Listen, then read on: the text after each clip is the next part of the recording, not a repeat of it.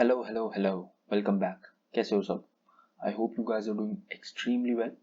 This video is a solution video for the second homework problem given in the lecture 4 of the ongoing instantaneous axis of rotation series. This question beautifully portrays how the instantaneous axis of rotation changes positions on an extended body during some rigid body's motion. बढ़िया सवाल है, मजा आएगा. अगर you haven't checked out my instantaneous axis of rotation playlist yet, so I have put its link in the description. Do check it out. And in this video, while solving this problem, I'll assume that you have a basic idea of the instantaneous axis of rotation, you have a basic idea of some concepts of rigid body dynamics, and you know how to locate the instantaneous axis of rotation.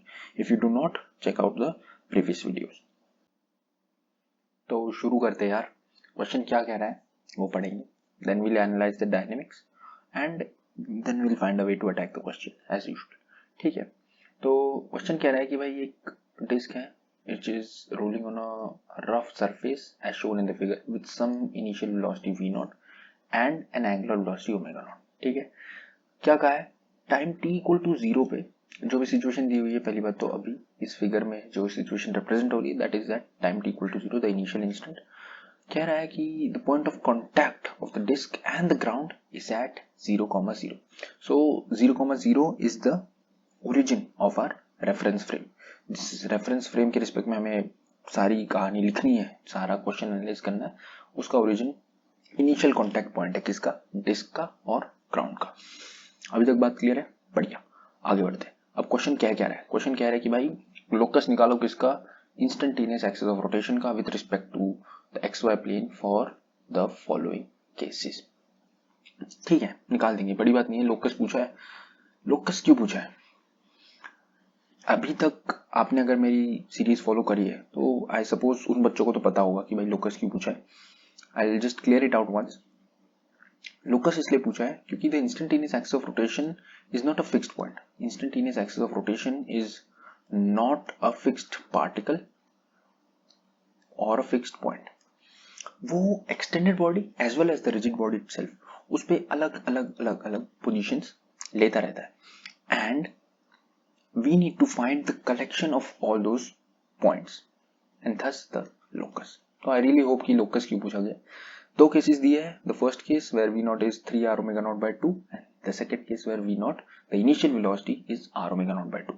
मैं सिर्फ first case solve करूंगा and I'll expect you guys to be capable enough of solving the second part on yourself once you have seen my analysis for the first part. So let's start the analysis of the first part of this question. यहाँ पे दो figure दिख रही है आपको. First figure is for time t equal to 0 and second figure depicts time t equal to t. ठीक है, the point in contact with the ground initially उसको मैं p नॉट कह रहा हूँ. कुछ टाइम t के बाद वही point in contact suppose it is point p. Initially हमें क्या कहा है? हमें कहा है कि जो लीनियर वेलोसिटी है इस डिस्क की it is v not, linear horizontal velocity, and the angular velocity of the disk is given as omega naught और हमें रिलेशन दिया हुआ है v naught is 3r omega naught by 2. Cool. At time t equal to t, let us assume the horizontal velocity is v and the angular velocity becomes omega. ठीक है, तो I suppose इतनी बात तो clear है सबको कि अगर मैं इनिशियली कहूँ at time t equal to 0, अगर मैं कहूँ कि at यहाँ पे लिखते हैं टाइम t इक्वल टू 0 की अगर मैं बात करूँ थोड़ी देर, तो the velocity of point p और point p naught will be somewhat in the forward direction and it will be given as r omega naught by 2. क्यों? क्योंकि p नॉट की एक फॉरवर्ड डायरेक्शन में वेलोसिटी होगी which is given as v naught due to the motion of the centre of mass and एक backward direction में velocity होगी which will be r omega naught due to the rotational motion. दोनों का difference लोगे तो ये आएगा. ठीक है, since it is clear कि initially there is some relative motion between the disk and the ground, तो it is clear initially कुछ ना कुछ friction force act कर रहा होगा on the disk which will try and reduce this relative motion over the course of the motion of the disk. ठीक है, तो अब ये friction exactly क्या करने की कोशिश कर रहा है? It is trying and reducing the linear velocity v naught and it is trying and increasing the angular velocity omega naught. Angular velocity omega naught क्यों इंक्रीज होगी? क्योंकि this friction will provide a torque, clockwise torque, which will support the angular velocity while it will provide a backward linear acceleration which will decrease v naught. I really hope you understood the point. Free body diagram से अगर आप analysis करोगे तो Fr will come out to be mu mg and the acceleration in the backward direction, suppose it is a, so a को मैं कह सकता हूँ डायरेक्शन के साथ लिख देता हूँ, a वेक्टर लिखते हैं तो डायरेक्शन के साथ अगर मैं लिखूँ that will be minus mu into g. What about the angular acceleration? अगर मैं कहूँ कि angular acceleration की बात करेंगे so I can write as the I about the center of mass is equal to the torque about center of mass. Torque कौन provide कर रहा है? Friction into the radius r. So this is mr square by 2 into the angular acceleration alpha. This must be equal to friction which is mu mz into r. जो कटे जो काट दो alpha की वैल्यू आ जाएगी आपके पास 2 mu z by r. You have found out the linear acceleration and the angular acceleration. अब इस सब का मतलब क्या है? जरा instantaneous axis of rotation पे आ जाओ. Initially अगर मैं कहूँ what will be the position of the instantaneous axis of rotation? If you have seen the previous videos in this series, you will be able to tell that center of mass से अगर मैं कहूँ कि ये instantaneous axis of rotation is lying at a distance d on the extended body of this disk, then suppose the instantaneous axis of rotation is given by the point q, then d can be given as v naught upon omega naught. ये होगी initial position of the instantaneous axis of rotation. Just a second. Instantaneous axis of rotation की मैं position थोड़ा नीचे बता देता हूँ. Suppose this is the position of the instantaneous axis of rotation. ठीक है? And this total distance from the center of mass to q, that is given as d. That is v naught upon omega naught. और this is precisely 3r by 2. ठीक है? तो pq की value कितनी आ गई? pq की value हमारे पास आ गई, pq की वैल्यू आ गई, r सब्ट्रैक्ट कर दो आपके पास हो जाएगा r by 2. This distance from the origin, the initial distance of the instantaneous axis of rotation is r by 2. ठीक है भाई. तो इनिशियल कोऑर्डिनेट क्या हो गया? 0, माइनस r by 2. बहुत बढ़िया, बहुत बढ़िया. ठीक है भाई. अब किसी भी इंस्टेंट पे अगर मैं कहूँ कि इंस्टेंटेनियस एक्सिस ऑफ रोटेशन इस एक्सिस के लॉन्ग नीचे की तरफ मूव करेगा या इस एक्सिस के लॉन्ग ऊपर की तरफ मूव करेगा. अच्छा, एक बात तो क्लियर है कि instantaneous axis of rotation will always lie on the axis perpendicular to the ground and attached to the centre of mass of the disc.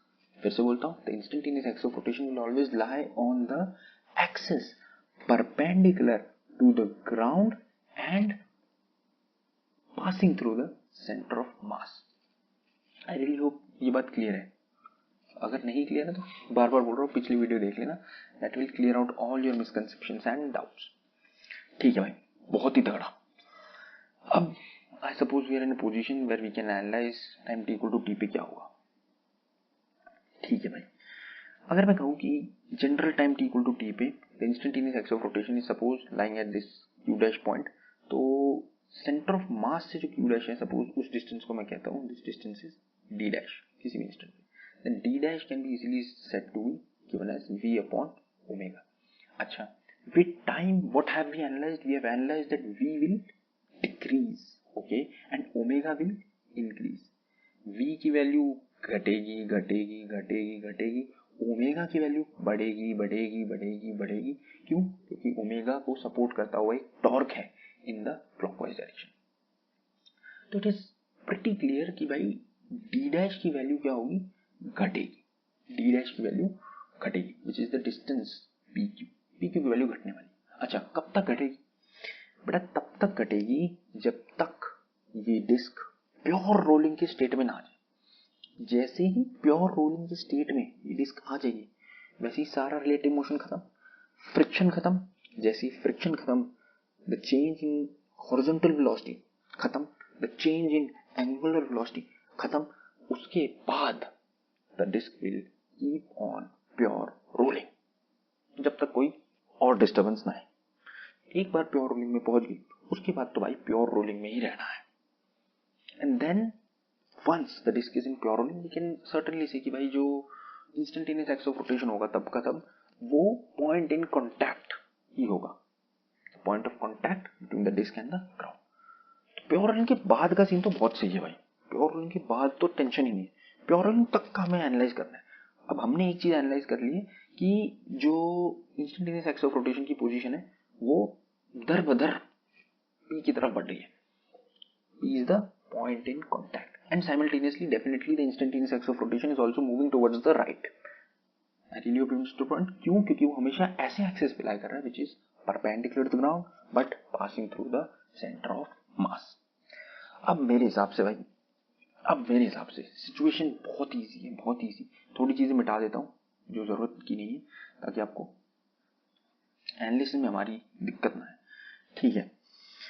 तो चलो भाई अब मैथमेटिकल एनालिसिस करते हैं। मैं कहूँ किसी भी टाइम टी पर जो इंस्टेंटेनियस एक्सिस ऑफ रोटेशन है ये हमारा क्यू नॉट है, क्यू डैश है, एंड सपोज इसकी जो एक्स कोऑर्डिनेट है it is h and suppose the y coordinates are given as h comma k, ठीक है।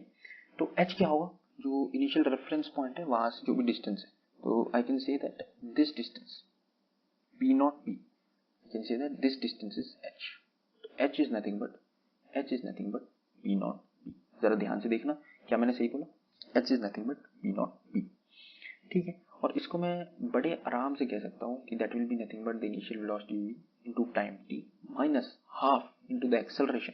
माइनस क्यों? क्योंकि लीनियर एक्सेलरेशन बैकवर्ड डायरेक्शन में, कुछ नहीं, इक्वेशन ऑफ मोशन लगा रहा हूँ, म्यू जी टी। एच की वैल्यू आपके पास आ गई इन टर्म्स ऑफ टाइम, तो अगर मैं ध्यान से कहूँ तो एच की वैल्यू आपकी T square, sorry this will be the value of the x coordinate of the instantaneous axis of rotation at any instant of time. Okay, what about the y coordinate? y coordinate के लिए आपको थोड़ी मेहनत करनी पड़ेगी, उसके लिए कुछ खास मेहनत नहीं करनी। इस इक्वेशन को देखो, d equal to v upon omega at any time t। तो d डैश की अगर मैं बात करूँ तो v at any time t कैसे लिख सकते हो, v not minus mu g t first equation of motion upon omega को एट एनी टाइम t कैसे लिख सकते हो, omega not plus angular acceleration 2 mu g upon r into t. बेटा अगर ये नहीं पता ना तो भाई 11वीं के पढ़ के आओ कंसेप्ट बढ़िया से, उसके बाद सीखना है, ठीक है। कुछ नहीं यार, इक्वेशन ऑफ मोशन लगाइए, इसमें घबराने वाली बात नहीं है। Is this d dash? No. इसमें से अगर मैं आर घटा दूं, sorry I am very sorry, I am really sorry बेटा, यही है हमारा d dash, this is exactly d dash. D dash क्या है, सेंटर ऑफ मास से क्यू डैश तक का डिस्टेंस। बट k की वैल्यू क्या है, what is the value of k, which is the y coordinate, that will be the negative of pq dash, ये distance। I really hope you understood the point। pq dash की value कैसे निकलेगी, मैं यहाँ से और थोड़ी चीजें मिटा देता हूँ, not to make some space, यहाँ से थोड़ी चीजें और मिटा देते हैं, ठीक है। तो k की मैंने बात कही, k is nothing but minus pq dash and pq dash can be easily found out। pq dash is nothing but d dash minus r। तो बेटा d dash में से r घटाएंगे तो क्या बनेगा, d dash में से अगर मैं r घटाऊंगा तो ये बटेगा, q dash की मेरे पास वैल्यू हो गई v not minus mu g T upon omega not r plus 2 mu g T minus 1, और r बाहर आ गया हमारा, बेटा r हमारा आ गया बाहर। So once you simplify this, you will get pq dash as this। So finally, k की जो value है that is nothing but negative of r by 2 omega naught r minus mu z t upon omega naught r plus 2 mu z t। तो ये हमारी आ गई है value of k, which is the y coordinate of the instantaneous axis of rotation at any instant। This is the x coordinate of the instantaneous axis of rotation at any instant। तो ध्यान से देखो, अगर मैं h, k को कहूँ तो h, k is a parametric function, ठीक है। ये सब तो मैथ्स की बात है। खैर h को मैंने t की टर्म्स में रिप्रेजेंट कर दिया, k को मैंने t की टर्म्स में रिप्रेजेंट कर दिया। I have effectively solve the question. मेरे को इंस्टेंटेनियस एक्सिस ऑफ रोटेशन की इक्वेशन मिल गई। अब इफ यू कैन, इतनी हिम्मत है इनको एक्सप्लिसिटली रिप्रेजेंट करने की तो करो भाई, बेझिझक करो, मेरे को कोई दिक्कत नहीं है एक्सप्लिसिटली रिप्रेजेंट करने में। इसका अगर मैं आपको थोड़ा सा ग्राफ का आइडिया दूं कि कैसा होगा मोशन, कैसा एग्जैक्टली ये दिखेगा। तो यहाँ पे बना के दिखा देते थोड़ा सा। जो आपका एग्जैक्ट एक कर्व होगा कुछ इस टाइप का होगा। तो instantaneous x of rotation initially यहाँ पे था, टाइम टी पे कुछ इसकी पोजीशन क्यू डैश हो गई, तो ये ऐसे जाएगा, क्यू डैश से पास होता हुआ जाएगा, it will move to zero. इस पॉइंट पे क्या होगा, इस पॉइंट पे the disc will start pure rolling, suppose that is Q subscript P. At this point in time the disc will start pure rolling. Precisely अगर मैं time instant की बात करना चाहूँ तो k must be zero for that time instant. तो t is nothing but omega not r by mu g। k को zero करना है, k को जीरो करना है, तो उसके लिए that time when pure rolling starts that is t equal to omega not r by mu g। And after this time the disk will keep on pure rolling. The instantaneous axis of rotation will be a straight line which is y equal to 0. So here's the final answer. I have written it in a much neat and clean way here, and I have also drawn an approximate curve for this parametric function given by h and k. तो एक approximate curve जो आता है वो ऐसे ही आता है। Desmos पे अगर आप जाके इसको प्लॉट करोगे पैरामीट्रिक फंक्शन को, वैल्यूज रखते ना ओमेगा नॉट आर की और म्यू जी की, मैंने जो रखी थी जब डेस्मॉस पे प्लॉट करा था, तो omega naught R I put it as 1 and mu G की वैल्यू मैंने 5 रख दी थी, और taking G as 10 mu as 0.5। तो एक अप्रोक्सीमेट एक रियलिस्टिक सिनेरियो के लिए आपको एच और के की वैल्यूज के लिए कर्व मिल जाएगा which will effectively represent the locus of the instantaneous axis of rotation. अब for what time duration is this curve valid? For the time duration till the disk starts pure rolling. So suppose at some time tp the disk starts pure rolling, तो before time tp this curve is valid. तो for t less than tp, अच्छा tp की value कितनी होगी, tp की value जब k zero हो जाएगा, तो when k is जीरो, अगर मैं कहूँ k जीरो हो जाएगा तो time t must be equal to omega not r upon 6 mu g।